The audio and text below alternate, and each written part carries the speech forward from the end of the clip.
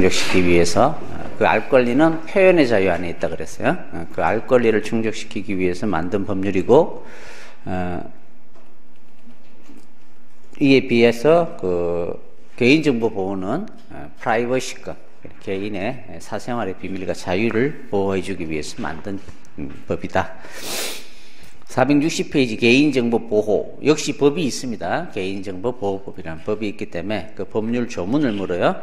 하지만 이 법률 조문은 공공기관뿐만 아니라 민간을 포함하여 규정하고 있기 때문에 좀 범위가 넓어요. 그래서 시험에 아주 중요한 조문만 나오지 세세하게 이렇게 묻지는 않고 있습니다. 460페이지 일단은 개념의 2번,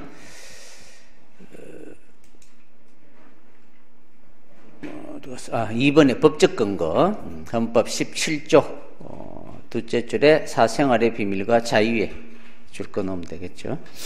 그 밖에도 인간의 존엄과 가치, 행복 추구권 등등 있는데 그건 큰 의미 없고요. 일단 사생활의 비밀과 자유만 동그라미 해놓으시면 되겠어요.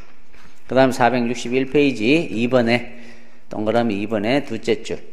옛날에는 공공기관의 개인정보 보호에 관한 법률이 있었어요. 2011년 이전에는. 근데 2011년도에 그 민간 부분을 집어넣어서 하나의 법을 만들었습니다. 그래서 공공부문과 민간 부문을 포함하여 그 부분을 동그라미 거죠. 민간 부분을 포함하여 규정하고 있다는 거죠. 그 다음에 2번이 별표입니다. 개인정보 보호제도의 특징. 별표 2개의 시험에 많이 나와요. 1. 이 법의 적용은 컴퓨터에 의하여 처리되는 정보. 옛날의 법은 컴퓨터에 의하여 처리되는 정보만 보호했어요. 그냥 손으로 쓴 문서 이런 거는 대상에서 빠져 있었다고. 근데 이제는 그런 정보뿐만 아니라 문서나 기타 전통적 방식에 의하여 처리되는 개인정보도, 즉 수기문서, 손으로 쓴 문서 이런 것들도 다 포함하여 규율하고 있다. 2번, 이 법은 아까 했죠? 공공기관뿐만 아니라 민간까지 포함하고 있다. 3번, 이 법은 생존하는 자연인에 대한 정보에 한정됩니다. 따라서 사자, 죽은 사람이나 법인, 회사의 정보는 이 법이 보호해 주는 게 아니에요. 개인의 정보예요. 그 동그라미 1, 2, 3이 다 시험에 제일 많이 나오는 파트입니다. 어떻게 나오냐면 컴퓨터에 의하여 처리되는 정보에 한정된다, X. 민간 부분은 포함되지 않는다, X. 사자나 법인에 관한 정보도 보호 대상이 된다, X. 이렇게 낸다고. 다음, 개인정보보호법의 주요 내용. 자, 이게 이제 2011년도에 법이 바뀌면서 중요한 내용인데 아직도 이 부분이 시험에 계속 나오고 있어요. 중요한 파트니까. 방금 했던 얘기도 같이 들어가 있는데, 자, 방가로 1번의 셋째 줄에 수기문서까지 포함한다. 그게 별표고요. 나의 개인정보보호위원회가 설치되었는데 대통령 소속이라는 게 별표고요. 개대. 다음 페이지. 주체의 정보를 얻도록 했고 고유 식별 정보는 처리 강화를 제한했고, 그건 나중에 법으로 보면 되고요. 마 정도 동그라미 하나 해놔놓고 바도 동그라미 한번 해놓고 읽어보시면 되는 거예요. 자 정도 동그라미, 그 다음에 차 동그라미 한번 읽어두는 거예요. 물론 조문으로 다 하지만. 그 다음에 이제 총칙으로 들어갑니다. 조문으로 들어가는 거죠. 이 개인정보보호법을 왜 만들었느냐? 목적에 이 법은 개인정보의 처리 보호에 관한 사항을 정함으로써 개인의 자유와 권리를 보호하고 나아가 개인의 존엄과 가치를 구현함을 목적으로 한다. 2조 정의 개인정보란, 이제 여기 보면 살아있는 이죠. 살아있는 개인에 관한 정보예요. 법인이 아니라. 그렇죠? 죽은 개인이 아니고. 그렇죠? 그래서 아까 사자나 법인은 빠진다는 거예요. 살아있는 개인이기 때문에 1번 동그라미. 그 다음에 3번에 정보 주체란 말은 나의 정보 올 때 내가 정보 주체가 되겠죠. 5번에 개인정보 처리자는 이 정보를 이제 수집해서 갖고 있는, 그러니까 뭐 현대카드에 내가 회원이면 현대카드사 홈페이지에 가입을 해요. 그러면 현대카드사에 내 정보가 들어가 있죠. 그 개인정보 처리자는 현대카드사. 그렇죠? 이게 개인정보 처리자. 나는 정보 주체. 이제 이런 용어를 쓰게 된다는 거죠. 쭉 넘어가시면 적용 범위 58조 1항 정도 동그라미. 통계법에 따라 수집되는 정보. 우리가 통계조사 같은 거 하잖아요. 인구조사 이런 거 하죠. 그런 정보는 여기서 뭐 인구가 몇 명이고 가족의 구성원이 3명이고 뭐 이런 것들 있죠. 이런 정보는 통계청에서 작성되는 정보는 이 법을 적용하지 않겠다. 편하게 1항 정도 동그라미 넣으시면 되고 5조는 동그라미 해놔야 되겠죠. 항상 원칙은 상식적인 거예요. 정당하게 수집해라, 목적 외의 용도로 활용하지 마라, 정확하게 해야 된다 등등 읽어보시면 상식적인 얘기가 들어가 있습니다.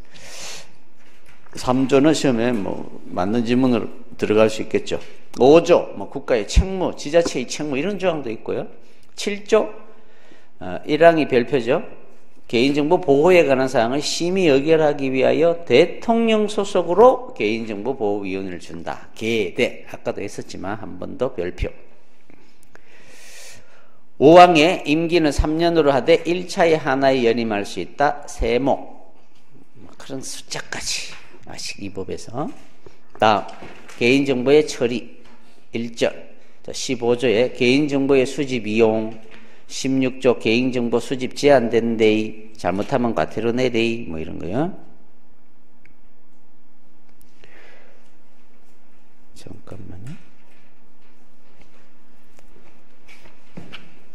과태료 벌칙 규정 이런 것까지 다 써놨구나. 중요하지 않은 거예요. 그 옆에 붙은 거 있죠. 과태료란 말은 이 개인정보의 수집 이용을 이렇게 해야 되는데 잘못하면 저 뒤에 가면 과태료 때린다는 규정이 있다 이런 의미인데 이런 것까지 들어가니 큰 의미 없고요. 수집 제한되고 벌칙 규정이고 목적의 제공 넘어갑니다. 19조 20조 21조 개인정보 파기 이제 필요 없게 되면 파기해버려라 동의를 받아라 등등 개인정보 처리 제한 25조 민감정보의 처리 제한 동그라미 정도 하면 이렇게 두시면 돼요. 개인의 사상이나 뭐 건강 정보 이런 것들은 수집 자체가 동의를 받고만 해야 되고요. 법에서 허용하는 경우만 수집할 수 있습니다. 당신의 병명이 있었는지 이런 것들이 있죠. 고유 식별정보 처리 제한되고요. 주민등록번호 처리 제한. 제가 전에도 말씀드렸죠. 이제는 큰 회사 같은데 이제 우리가 홈페이지 회원가입을 할 때 주민등록번호 안 쳐도 된다 그랬죠. 아이핀 이런 것도 한다 그랬잖아요. 이런 조문들 때문에 이제 그런 제도가 나온 거예요. 25조 동그라미 영상정보 처리기기의 설치 운영 제한. 누구든지 다음 각호의 경우를 제외하고는 공개된 장소에 영상정보 처리기기 즉 CCTV죠. 설치 운영해서는 안 된다. 거기서 1에서 5가지에 해당해야만 CCTV를 설치할 수 있어요. 법에서 구체적으로 허용하거나 범죄 예방 수사를 위하여 필요하거나 화재 예방을 위하여 필요하거나 교통 단속을 위해서 필요하거나 정보 수집을 위해서 웬만하면 여기 다 들어가요. 근데 좀 문제야. 어쨌든 뭐 이렇게 이제 제한적으로 하고 있습니다. 그래서 우리가 지하철 같은 데 가면 CCTV 같은 게 설치되어 있잖아요. 그럼 CCTV 밑에는 조만하게 이 CCTV는 몇 조에 의하여 설치하고 있고 설치 감독자는 누구고 이런 거까지 다 적어줘야 돼요. 그 조항까지도 여기 다 가면 있습니다. 그런 걸 규정해서 해야 된다는 거죠. 2번 동그라미죠. 불특정 다수가 이용하는 목욕실, 화장실, 발안실, 탈의실 등 자, 이런 데도 CCTV 이제 설치하면 안 된다.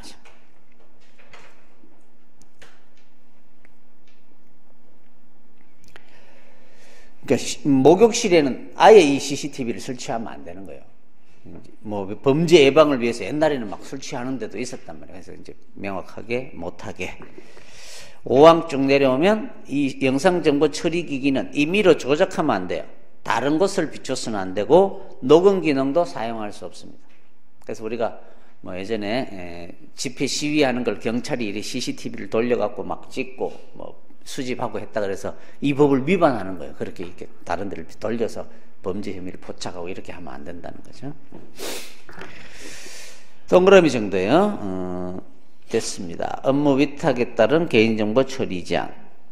6항이 별표 수탁자가 위탁받은 업무와 관련하여 26조의 6항 수탁받은 자가, 그러니까 전에도 한번 얘기했죠. 현대카드에 내가 이제 카드사 회원이면 내 정보를 현대카드사가 정보 수집하고 뭐 처리하고 보관하고 하는 게 아니라 이 정보를 전문적으로 다루는 회사가 또 있다 이 말이야. 거기다가 위탁을 해줘요. 자, 그리고 위탁을 받은 수탁자가 위탁받은 업무와 관련하여 개인의 정보를 처리하는 과정에서 이 법을 위반하여 발생한 손해배상 책임에 대해서는 그 정보 처리자를 그 정보 처리하는 회사를 개인정보 처리자이 즉 현대카드의 소속 직원으로 봐버리겠다는 거예요. 이거 뭐 어떤 의미가 있나요? 그 정보 회사가 정보 유출돼 가지고 손해배상을 하려면 옛날에는 현대카드는 우리가 직접 안 했다. 그 회사한테 위탁했기 때문에 걔들한테 책임을 물어라 이렇게 했거든. 근데 이제는 걔들도 현대카드의 종업원이니까 직원이니까 현대카드가 책임을 지게 하려고 이런 조문을 넣은 거예요. 자, 6항은 별표. 좀 너무 한번 심심할 때 소설책 읽는다고 생각하고 한번 읽어보세요. 이걸 완벽하게 외울 필요 없습니다. 정보공개법하고 행정절차법하고는 좀 달라요. 29조 안전조치해라. 30조 처리방침 수립하면 공개해야 되고 책임자 지정하고요. 모든 홈페이지에 제일 밑에 내려가 보면 그 사업자 등록번호 있고 개인정보 보호 책임자라고 해서 다 지정이 다 돼 있어요. 홈페이지 들어가 보면. 이것 때문에 그런 거예요. 개인정보 파일을 등록하고 공개해야 되고 넘어가면 개인정보 보호 인정제도가 들어왔다. 인정의 유효기간은 3년이다. 새로 들어간 거 2015년도. 근데 시험에 나올 만한 건 아니고요. 한번 세모해놓고 한번 읽어보고 33조 개인정보 영향평가. 환경영향평가 들어봤죠? 환경영향평가 절차를 안 거치면 그 승인 행위는 위법해요? 적법해요? 절차를 안 지켰으니까 위법하죠? 무효예요? 취소예요? 원래 절차는 취소인데 예외 두 가지. 환경영향평가는 무효다. 그렇죠? 의견지술 절차를 주지 않고 징계 때리면 무효다. 기억 안 나요? 중요하다고 별표 한 2개 돼 있을 건데. 그때 들어본 거예요. 영향평가, 환경영향평가 이런 거. 이런 개인정보도 영향평가 제도가 도입되었더라 이거죠. 또 1항 동그라미 해놓고 한번 읽어볼 만합니다. 됐고요. 8항 동그라미. 1항하고 8항은 뭐가 다를까요? 1항은 공공기관의 장은 반드시 영향평가를 실시해서 제출해야 돼요. 하여야 한다. 근데 8항은 뭐예요? 공공기관이 아니면 그냥 현대카드사 이런 애들이면 영향평가를 하기 위하여 적극 노력하여야 한다. 이렇게 하죠. 그러니까 공공기관은 반드시 해야 되는 거고 다른 민간기관이면 그냥 노력해라 이 정도 조문을 뒀더라. 자, 과징금도 때리고요. 34조에 이 옛날에는 없던 제도예요. 분실 이르면 5억 원 이하의 과징금을 때릴 수 있습니다. 세모. 정보 주체의 권리, 개인정보를 정지해라 4호, 정정해라, 삭제해라까지 요구할 수 있어요. 파기도 요구할 수 있습니다. 동그라미 4조. 35조 뭐 그런 내용이고요. 35조 4항에 3호 있죠. 동그라미 조세, 성적, 평가 관련, 시험에 관련된 거 이런 정보는 제한될 수 있습니다. 삭제 요구할 수 있고 정지 요구할 수 있고 뭐 넘어가시면 되고요. 478페이지 뭐 손해배상 책임 별표 2개, 3개. 정보 주체는 478페이지 39조. 정보 주체는 나는 현대카드사가 이 법을 위반한 행위로 손해를 입으면 손해배상을 청구할 수 있어요. 이때 원래 손해배상은 내가 다 입증해야 돼요. 고의과실 이런 걸. 하지만 확 바꿔놨어요. 이 경우 현대카드사는 개인정보 처리자가 이제는 고의과실이 없다는 걸 입증 안 하면 책임을 무조건 져야 돼요. 입증 책임을 전환시켜놨어요. 작년에 시험에 나왔어요. 항상 중요하다 그랬는데 별표 3개. 손해 3배를 넘지 아니하는 범위 내에서 손해배상액을 정할 수 있다. 징벌적 손해배상 이런 것도 도입을 했어요. 읽어두시면 됩니다. 4만. 그 다음 39조 2. 고의과실로 인하여 분실, 도난, 유출 등등을 손해배상 청구할 수 있고, 역시 입증 책임 면하지 못하면 책임져야 되고요. 역시 동그라미. 개인정보 분쟁조정제도도 도입이 됐어요. 환경분쟁조정제도도 있거든요. 개인정보도 분쟁조정위원회를 두게 되었다. 그렇죠? 1항 동그라미. 분쟁을 조정하려면 공정하게 해야 되니까 재척, 기피, 회피 이런 게 있겠죠. 넘어가시면 되고요. 43조 조정을 신청할 수 있다. 그냥 동그라미. 처리기간 60일 이내에 조정안을 작성해라. 세모. 46조 합의를 검거할 수도 있다. 그냥 동그라미.